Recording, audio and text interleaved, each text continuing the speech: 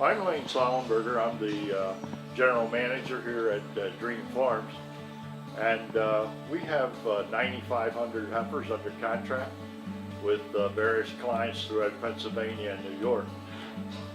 One of the things as we've grown over the years and got nearly to 40 employees is that obviously I'm not out working with everybody all the time on everything, so we need to provide our people with training on how to handle cattle, how to humanely move them, and how to take stress off of human beings also.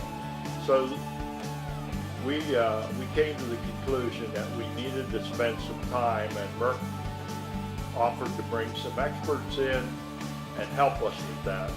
And it was outstanding training, and we all learned a lot, and I am really happy that my staff, I can say to my clients that we are providing training for our staff to handle your cattle in a humane, in a proper manner.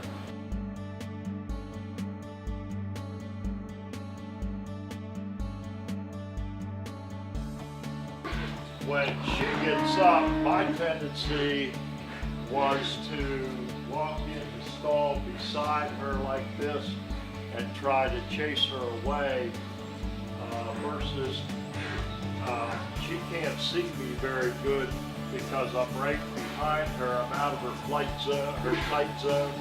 Now you see what she's doing here. She's turning her head to see me. So being directly behind her or right up tight alongside her, she can't see me.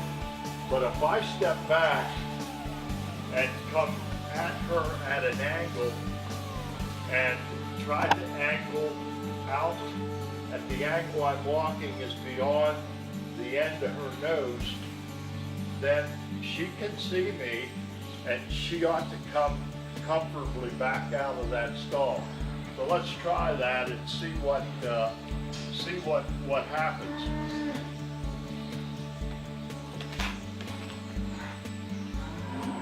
You see, she backed out very nicely, where when I was standing beside her, she was starting to get excited and push and shove forward.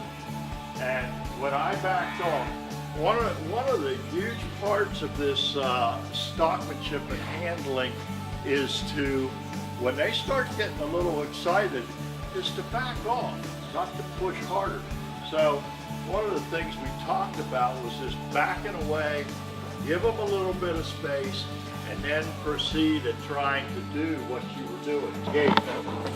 And see here now, look where I'm at, and look at her head. She's stirring around and getting all excited. Now look what happens when I back away and just give her a little space.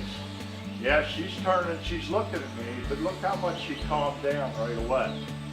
Now I'm gonna go in back a couple stalls at the angle that puts me in front of her nose.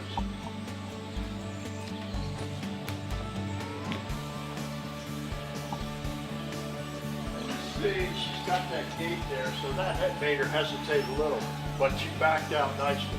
Had I stayed here and would be slapping on her nose and stuff, she'd have come flying out of there and fell down.